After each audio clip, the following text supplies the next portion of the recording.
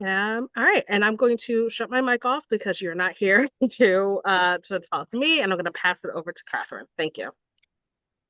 Thank you very much, Nicole. It's a real pleasure to be here talking to you. I'm in rural Idaho today, although I normally live in San Francisco. And so I am a docent, a guide, and a public speaker for the San Francisco Fine Arts Museums. And so this is a talk that I originally developed for them. So I am going to go ahead and turn off my video and share my screen with you.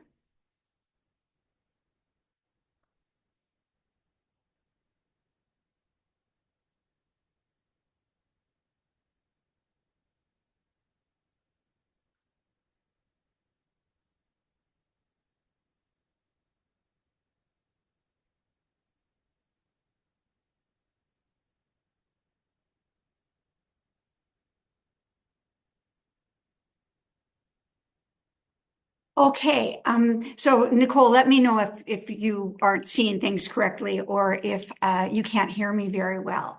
So anyway, I'm so excited that you are having this year of activities connected to Jane Austen, one of my absolute all-time favorite artists. And so today I'm going to be talking about her world, art, fashion, and eligible gentlemen in the world of Jane Austen.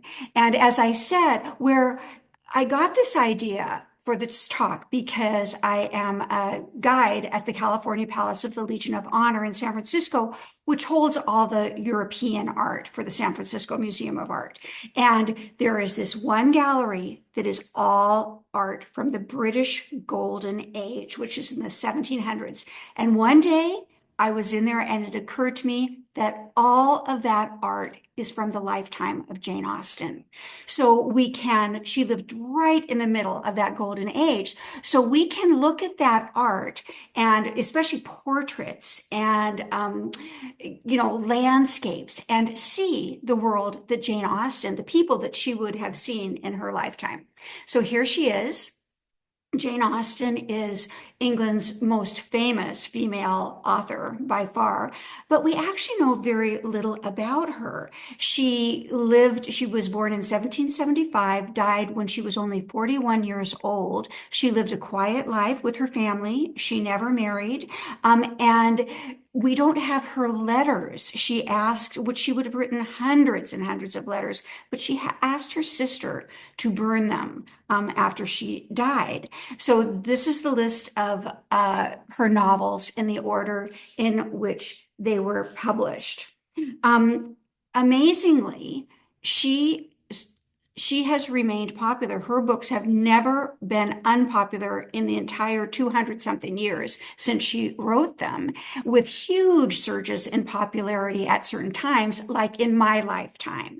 These are just some of the movies and television specials that have been produced based on her books. And if you look, look at the upper right left-hand corner, the biggest stars, the biggest movie stars of each generation star in these films. So Pride and Prejudice, there you have Greer Garson and Sir Laurence Olivier. Then the TV version of Pride and Prejudice, Colin Firth.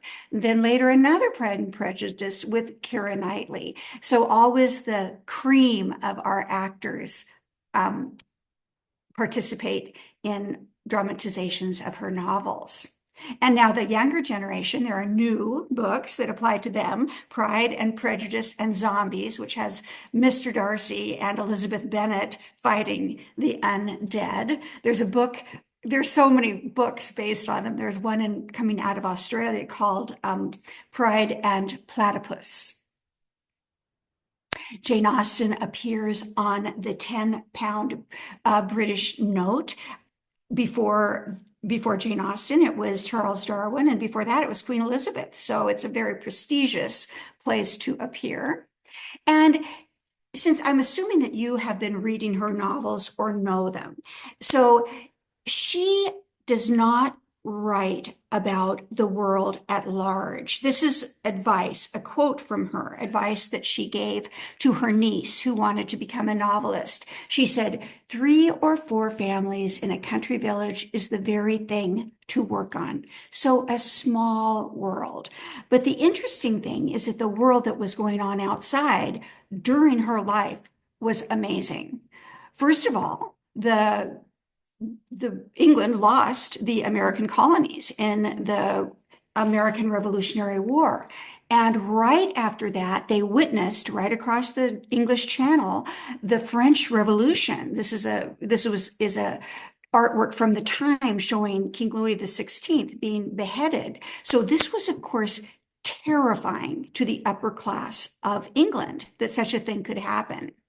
Then they spent 12 years having to fight Napoleon, who posed a very serious threat to the British Isles. And Jane Austen, lived also during the Industrial Revolution, which would have a huge impact on the social structure and the distribution of wealth in England. A lot of this wealth was coming from British colonies in South Africa and the Caribbean, which had enslaved labor. So this is just a sampling as I said, for our purposes, what we're talking about tonight is the fact that she lived right smack in the golden age of British painting. So these are some of the examples of art from her lifetime that are in the Legion of Honor Museum in San Francisco. So first, a little bit of background. The 1700s, the entire century, is called the Georgian era because all the kings during that century were named George. King George III was the king for Jane Austen's entire life. Here's a series of paintings of King George up at the top left, his wife Charlotte, and 13 of their 15 extraordinarily beautiful children. When King George got older, he started to suffer terrible bouts of mental illness. And so his oldest son, George IV, took his place ruling as regent of England. And so that period from 1811 to 1820 is called the Regency period. That's important for us because that is when Jane Austen wrote her novels during the Regency. I just thought I'd show you this, that these names have repeated in the current royal family. These children are also named George and Charlotte. So the state of fine art in England in the 1500s and 1600s was very bad. They did not have any artists of their own. They imported them all from the European mainland. So these are 2 famous paintings. Portrait of King Henry VIII by Hans Holbein, who was German, and Portrait of Anthony van Dyck, a portrait of King Charles by Anthony van Dyck, who was from Flanders. And it's this style of Anthony van Dyck that these up-and-coming British painters are going to imitate. Van Dyck is famous for inventing the informal formal portrait. And you can see what I'm talking about. He's standing outside, not in a grand, informal interior. And but then his pose is formal. His pose is quite grand. Van Dyck was also famous for seriously flattering whoever he was painting. The King Charles was under 5 feet tall, well under 5 feet tall. So look at what Van Dyck has done to make him look taller. He hasn't exactly lied about his height, but he has that horse bowing down as if in homage to him. And then he has that groom way back in the background, so we can't perceive their relative heights. So in 1768, the king decided that they were going to start growing artists in England, and they established the Royal Academy of the Arts, which was an art school, and also twice a year they would have huge art exhibitions the students' work, but also people who owned art, famous artworks by people from France and Italy would also bring them and display them. So everybody came to these. If you look in the foreground there, you can see the king and the queen and all of their children attending this exhibition. And Jane Austen had a brother in London, so she would go to this whenever she was able. The most famous artist in England at this time, the first president of the Royal Academy was Joshua Reynolds. And on the left, there's a portrait of him as a young man. I love this portrait. He's holding his paintbrushes and looking out as if he's trying to envision his future. And then on the right, when he's at the height of his fame and power, 1780, dressed like Rembrandt with a statue of Michelangelo bowing down to him. So he was not particularly modest.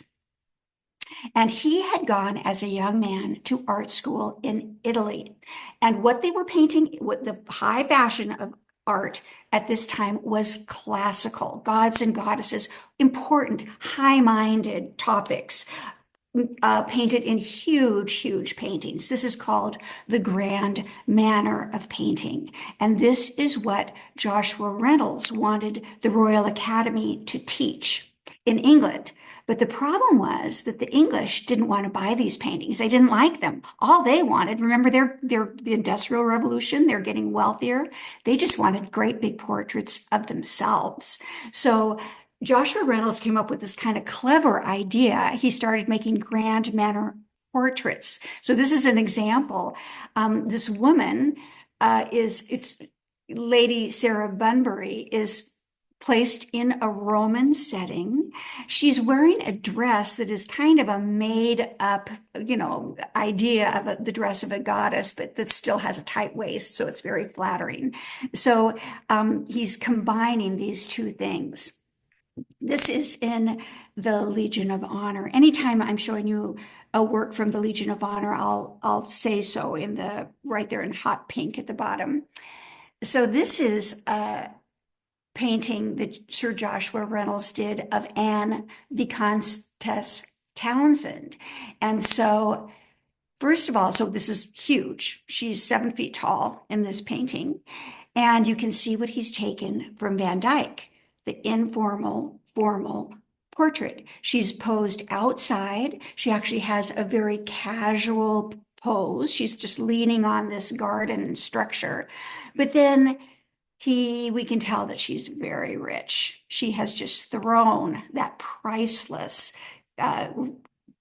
robe of ermine and velvet over what's probably a very dirty garden fixture out there. And then he's flattered her. I mean, impossibly long legs, impossibly tiny waist. And then there's another way he has flattered her here.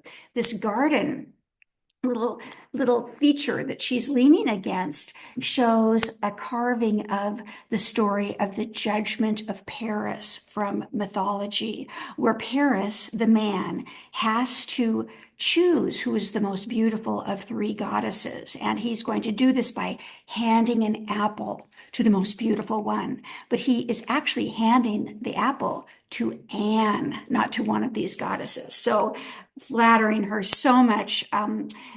People, women and men, just lined up around the block to have their paintings done by Sir Joshua Reynolds. And he had this big workshop. He himself would come up with the basic design. He would paint the face, but then he had an expert in painting the body and painting the dresses and another one in the background.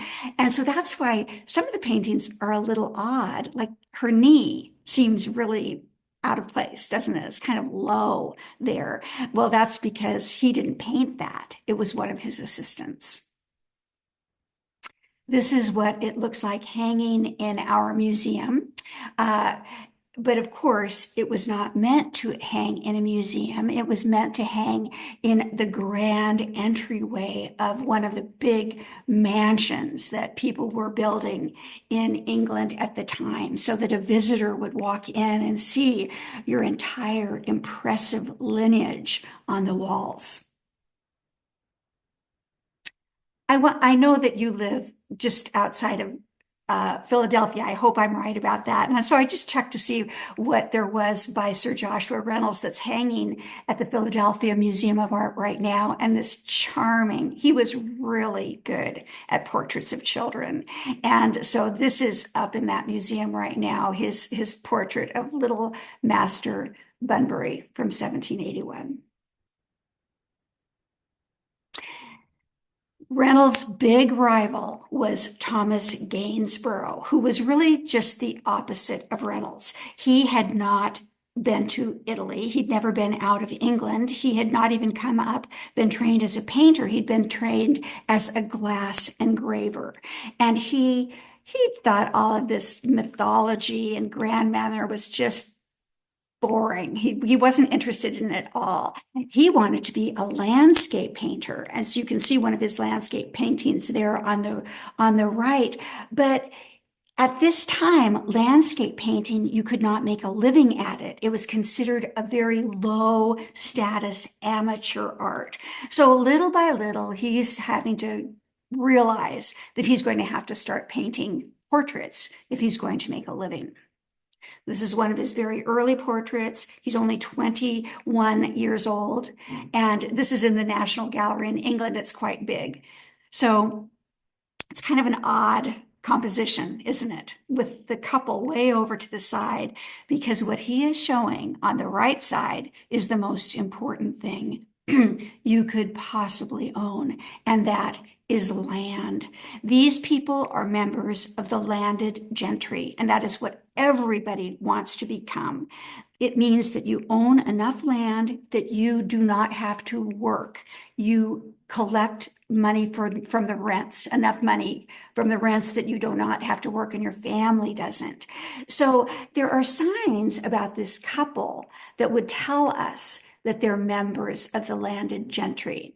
The biggest one has to do with him. It's a dead giveaway.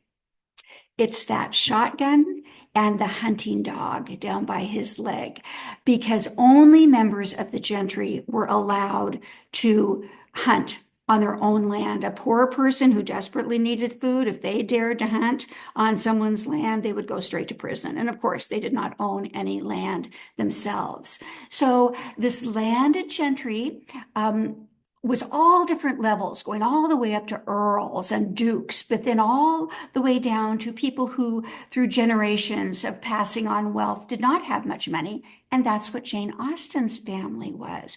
Her father had not been one of the sons who inherited the family wealth. So he was a clergyman, and they did not have much money, but they retained the status of ladies and gentlemen. So Jane Austen would have been considered a lady.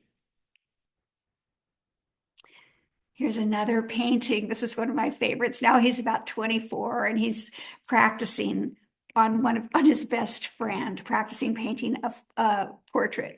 And you can see that his skill is capturing a likeness and a sense of personality. This guy, he just kind of looks like a good guy. He looks like a hearty eater. He's got this kind of quizzical expression on his face, kind of some humor around his mouth. And then Gainsborough has added this dog. How does that dog feel about that man? That dog loves him and respects him. And so we are intended to see this man through the eyes of the dog. You'll also always see beautiful landscapes with Gainsborough too, because remember, that's what he loves more than anything else. His most famous painting is The Blue Boy. And I figured out that anybody who's under about 60, I think, has never heard of The Blue Boy. But it was extremely famous for a long, long time because Henry Huntington bought it in the 1920s for the highest price that had ever been paid for a painting.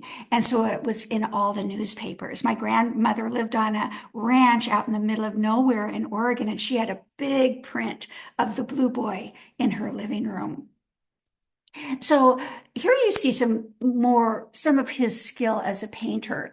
First of all, the way he's painted that suit. if you come up close, it's just a mess of paintbrush slashes, like Impressionism. People had never seen this before. They said, whoa, it's like a miracle. You up back far, it looks like real satin, but you come up close and it's just a total mess. But then he has painted that background in this real smoky, indistinct manner.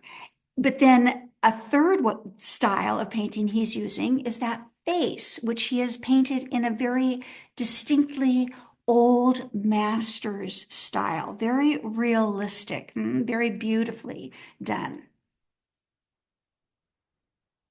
This is probably one of his very best paintings from the National Gallery in Washington, D.C., Mrs. Richard Brinsley Sheridan, where he has combined his love of landscape with this portrait.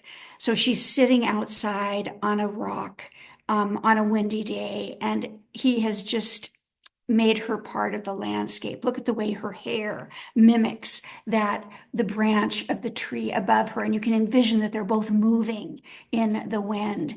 And then coming up close, that beautiful diaphanous scarf that just almost looks like the wind itself, and all that motion going around that face, just like the Blue Boy, that old master's style, very steady face with just a hint of romantic melancholy in it. So beautiful. Look at her arm, that beautiful, graceful arm and hand. So the English, if these were French portraits or Italian portraits, they would be painted inside, showing these important people surrounded by their wealth, by all the signs of wealth, beautiful interiors, brocade fabrics, etc., etc. But the English always had and still have this distinct love of their landscape. So it would be just after, not long after Jane Austen died, that the first landscape painters who made landscape painting come into fashion in the 1800s, they came from England. John Constable here, who has painted an English farm, not a Roman mythology scene from the past, but a real English farm with a real English wagon, a real English dog there on the shore. He won first prize at the French Salon for this painting and influenced an endless number of French landscape painters all the way up to Monet and the Impressionists. So remember, here's a later picture of the Royal Academy, what it looked like in 1813. And I'm showing you this because Jane Austen, we know for a fact that she went to the exhibition, to this specific exhibition. And she had just written Pride and Prejudice. It was the absolute hit novel. Everybody read it. Everybody loved it. And she would have been walking among all these people and nobody would have recognized her because she published, anonymously. You can see on the left, her first novel was Sense and Sensibility by a lady. And her second novel, Pride and Prejudice, was a novel by the author of Sense and Sensibility. So she would die having written 6 novels without her name appearing on a single one, because it was simply not acceptable for a lady to publish for public consumption or for money. So when she died, her brother had been working with a publisher, and her name was just about to appear on these novels, but she did not see it in her lifetime. So going back to Mrs. Sheridan there on the right, I'm showing you another picture that he did of her 10 years earlier so that you can see the changing hairstyles of this time. So 1775 on the left, this is the year that Jane Austen was born. So this is the style that her mother would have been wearing. That hairstyle is called the poof. It could go up to 2, 3, feet tall. You would basically take this armature of wire horsehair and put that on top of your head, comb your bangs straight up, and pull this one long piece of hair down over your shoulder. And then you would stabilize all of this with pomatum, which was wax, but mostly lard. And so you'd have to keep this hairstyle like that for at least a week. Women had to sleep sitting up in bed. Sometimes it got so tall they couldn't get in their carriage. They'd have to stick their head out the window. Or kneel on the floor of the carriage. There's a famous letter from, there's a famous letter that a woman received from her niece saying that she was sitting in church and the lady in front of her had a little mouse in her hair that kept peeking its little face out.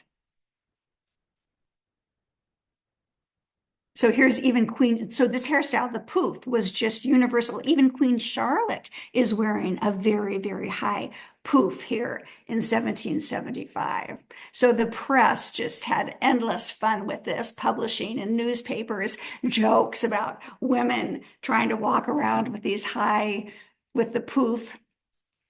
This is supposed to be a French woman coming to England, and these ignorant Englishmen are shooting birds off the top of her head. So these styles, excuse me, so that was the 1770s. In the 1780s, the style changes and it's called the hedgehog.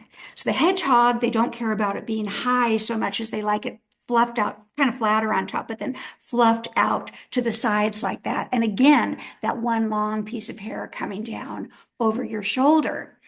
So I'm sure you have figured out that these styles are not coming from England. I wish I could hear you say the word, but you probably know that they're coming from France. And specifically, they're coming from Marie Antoinette. So there she is in 1775 wearing her poof. This is an extremely conservative poof for her, very low, because this is an official portrait. And then in the 1780s, she's wearing the hedgehog. The real reason the hedgehog came about was that she lost so much hair when she started having children. She had children kind of late, and she lost a lot of hair, and she couldn't pull off the poof. She had to wear a hat. So you often see the hedgehog with a hat on top. So just a little test question for you. Do you think this portrait was made, I'm not going to be able to hear you answer, in the 1770s or the 1780s? It was made in the 1770s, the very end of the 1770s, because she is wearing a poof. So, I mean, you would clearly guess that this was done in the 1780s because we're seeing a hedgehog with a hat. I'm showing you this to talk about the changing styles of clothing. So now, 1785, Jane Austen would have been 10 years old. And the style for women was the indication of fine clothing was all about expensive fabric. So she is wearing a beautiful silk brocade dress with a natural waist, very tight fitting bodice, natural waist, and then a skirt that comes out, gathered skirt that comes out. He's wearing shorter breeches with a waistcoat that would be made out of silk velvet, very, very expensive. And under that, a waistcoat, which is what we call a vest, out of an expensive brocade. This couple they're both about 20 years old. To us, they look so much older than that because they're powdering their hair. So it looks gray to us, but this is probably their wedding photo. Their wedding portrait. I love that you could guess that this is by Gainsborough because of that dog. He took the opportunity to include a dog in a painting anytime he could. So now the Regency style is so completely different than what we've seen before. So now we're going to start in the Regency styles. We see what you see in movies of Jane Austen's books. The hair for women is surprisingly short. They're not using hair powder at all anymore. There was a big tax on it in the 1790s, and everybody stopped using it. So they cut their hair. Her hair is really short in front, but in the back it would be longer, and she would have it pulled up in a little bun that we can't see here. So, whoops, excuse me. The style is to look natural, no powder on her skin, but just a natural look. And then the dresses now are made of muslin, which is a cotton dress, a cotton fabric, now extremely inexpensive. It wasn't then, that they liked because it had a beautiful drapiness to it. And they wore them very low cut. They would wear them, these muslin dresses, even in the winter. So you often see them with some kind of a jacket or shawl. And now the waist is very, very high. This is the Empire style of dress that came about after the French Revolution, which is also why those luxurious fabrics are no longer in style. After the French Revolution, wearing brocade could be enough to send you to the guillotine in Paris. So here is the cast of the BBC miniseries. I think it's a 5-part miniseries from 1995 of Pride and Prejudice. And one of the wonderful things about that series is how realistic, how accurate all the details are. So you can see the sisters, they've all got their kind of low cut cotton dress. Their hair is cut short in front and then pulled up in a bun in the back. So just thinking about women's lives then. Okay, so these are ladies, not from the lower classes, but they did not have very many options. Your only option in life was to get married. And if you did not get married, you would never be the mistress of your own home. You would be, after your parents died, you would kind of live with a brother, most likely, and have low status in the family, even sit at the least important seat at the dining table, and kind of be the butt of jokes, the maiden aunt. So Jane Austen's books, as we all know, are very much about finding a suitable husband. And so often her characters don't have dowries. It's, they don't have money. So and she writes about it with so much humor, but she understood how serious this was really for a woman. She herself never married, and she did end up living with a brother after her father died.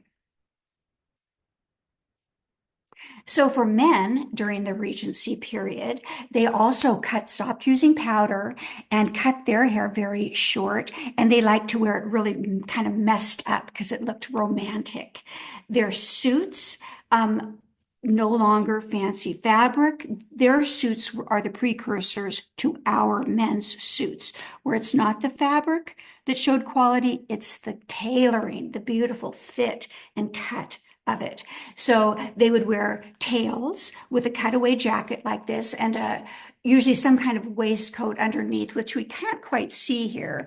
Both the coat and the waistcoat would have a very high collar, and then they would wear a shirt with a cravat. And the way they would tie this cravat would really be the only thing about their style that would be personal. There would be different ways that they could tie it. Here is, again, showing something from that BBC miniseries, Colin Firth. I think this is the first time we in the United States ever saw Colin Firth as an actor. So here he is in his beautiful jacket and cravat with his romantically messed up hair, playing Mr. Darcy. Gentlemen, did not have a lot of options either. They were limited in their choices because they were gentlemen. The oldest son in the family would inherit basically everything. Other sons might get a little bit from their mother's side, but basically they were on their own, and there were only a few acceptable professions for a gentleman. One was to become a clergyman, which required no religious calling whatsoever and came with a parish house, sometimes a very nice house, like you probably know if you remember Mr. Collins, who was in the parish of Lady Catherine de Bourgh and had a very lovely house. Jane Austen's father was a clergyman, as I told you. And so this is the parsonage house that she and her five brothers and sister all grew up in. A modest but very nice house. The best career option. You could be a banker, maybe a lawyer, but those were kind of questionable professions, a little bit too much like work. Remember, the whole idea is you're landed gentry and you don't have to work. The best option for a smart, ambitious son was to go into the military because as a gentleman, they would enter as officers. The Royal Navy was the best choice because it was the only branch of any military, believe it or not, in all of Europe that promoted officers based on merit, based on your performance. In other countries, they just paid their way up the ranks. So this is a good example. Captain Horatio Nelson, the greatest war hero of all time in England, who came from a very modest country parson's house, on the left as a young man, and then on the right as a rear admiral when he's lost an arm and an eye in battle. So if you have read or watched Persuasion, the action of that story starts when Captain Wentworth comes back after 10 years fighting Napoleon with the Royal Navy. The officers in the Navy, high up officers, made a lot of money because the British government would give them a lot of the booty from enemy ships they would capture. So when that story starts, Captain Wentworth has appeared having just earned well over $1 million in our money today.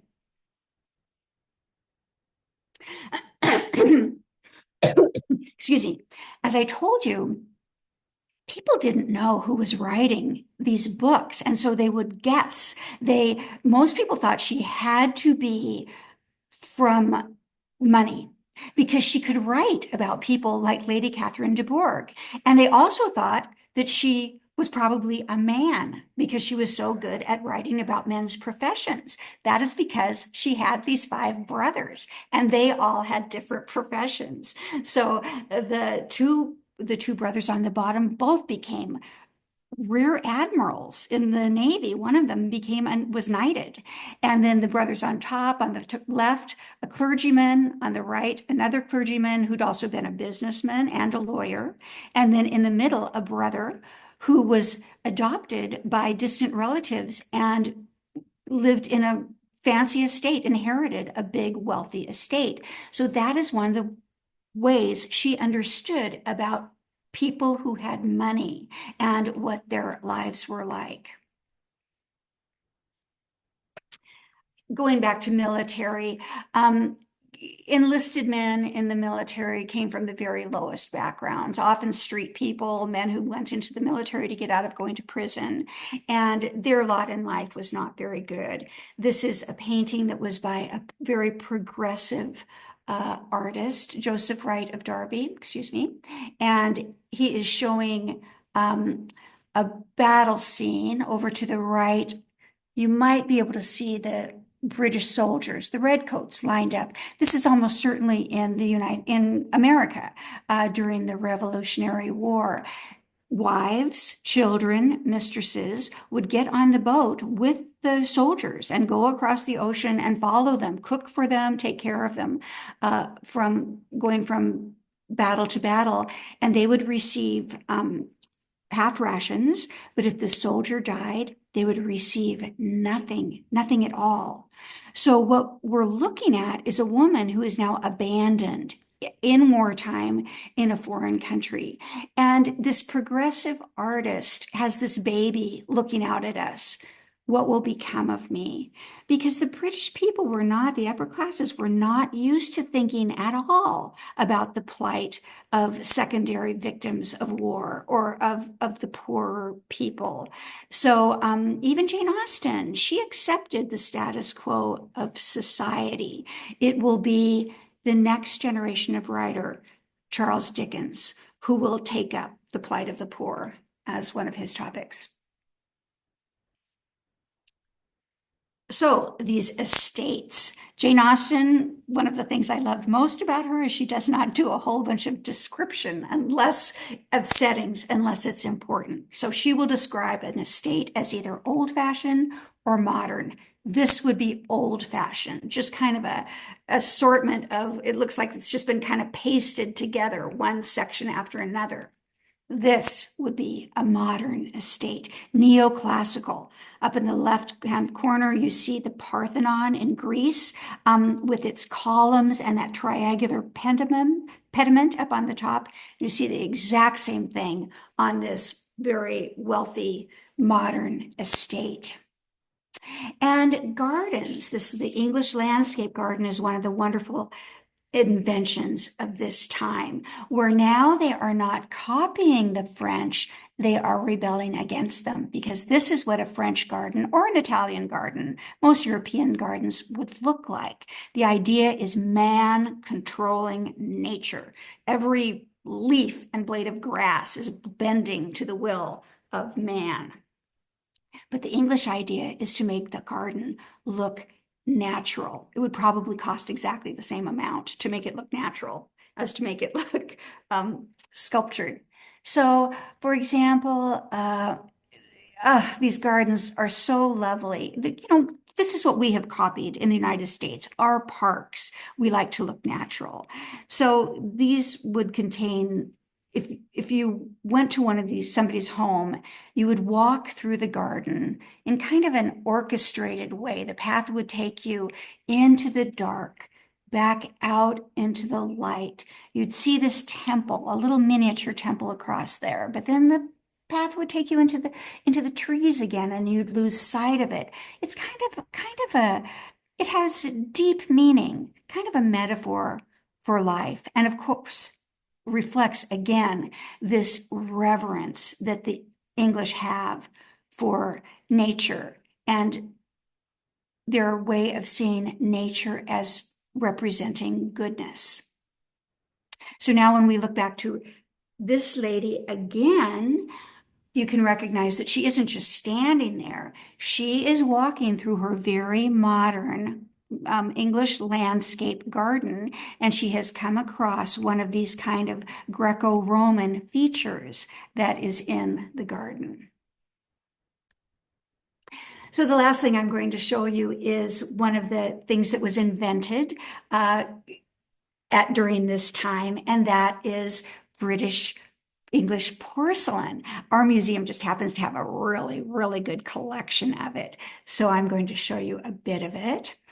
Porcelain, the Chinese had the recipe for porcelain for centuries before Europeans could get a hold of it or figure out how to make it.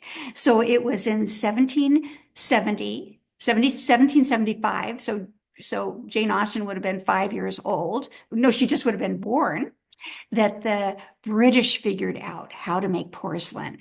And so since it was Chinese in origin, the first things they made were their idea of what something Chinese would look like. But they very quickly started making porcelain objects that reflected their own taste, which of course had to do with nature. So these are they're really small apple boxes that would have held dessert. And that's a little caterpillar inching along the top that is the handle that you would pull off. Beautiful. I mean, I just can't believe that as just right away, as soon as they figured out how to make these things, they could make these very complicated designs. This lettuce leaf tureen, artichoke with a little bird on top, asparagus. These one pursuit pastime for gentlemen, a hobby was to try to grow new vegetables. And so that's what these are reflecting. They're probably kind of exotic vegetables. And botanic plates, they invented, which they would have seen as almost scientific because they were accurate, botanically accurate, copying really botanical prints. And the manufacturers loved these because if the porcelain had some kind of a flaw, they could just paint a little bug over the top of it. It was the Worcester factory. I told you the wrong date before. They got the recipe for porcelain. They figured it out in 1750.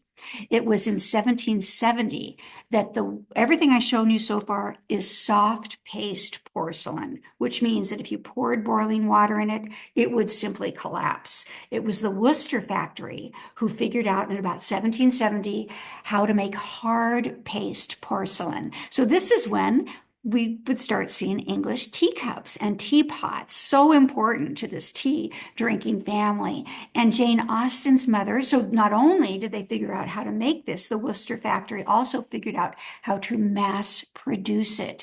So this growing middle class in England could afford it. Jane Austen's mother was able to buy a set of Worcester, which is so luckily for us, we get to see and experience all of this wonderful English porcelain, especially the teacups and tea sets, which are so important in the novels of just as you see in these scenes from different movies, all the drama that takes place subtly behind a teacup. So I'm going to leave you with this last picture of some of the kind of art that you can see in a British gallery. Many large museums, certainly the Met in New York, has a very big British gallery that the paintings will be of this era of Jane Austen's lifetime and by these artists that I have been showing you. So I hope very much that this talk will increase your understanding and pleasure as you read Jane Austen's wonderful novels. Thank you. Thank you so much. That was so informative, and um, I like how some of the actual adaptions were very accurate when it came to some of the art and the things that we saw there. At this point, if you do have a question, feel free to unmute yourself and ask, or you can put it in the chat box and I will ask it for you. I'm going to get out of mute, but out of this slideshow, but I forgot. I forgot I had this slide for you. I got most of the information for this talk out of this book, which is wonderful. Jane Austen, The World of Her Novels by Deirdre LaFay. And she even goes book by book of Jane Austen's novels and explains so many things that we just would never pick up about the society and little things that are going on that we just wouldn't understand. I highly recommend it. So now I'll stop sharing. Appreciate it. Oh, I'm always looking for a book recommendation, so that's good for me. All right. Okay. I see a thank you. Anything else, anyone? I feel like I just like really appreciate all of the art that you showed us, especially since we're over here in Pennsylvania. We probably would not be able to make it our way over to some parts that you pulled that art from. So that's all. It was a treat. Well, let me tell you, you on the East Coast, you have better things than we have. So just go to the Met. All right. So field trip to the Met. That's what I'm hearing. Okay. So yeah, right now all I'm seeing is thank yous coming in. And yes, we're recording. I'm actually going to end because it does not look like we have any questions. And I will be sending this out and also a list of any resources that we have at the library that will kind of supplement what we talked about today. Someone says I went to college as an art major. This was very nostalgic. Thank you. It's an era of art that we don't pay a lot of attention to, actually.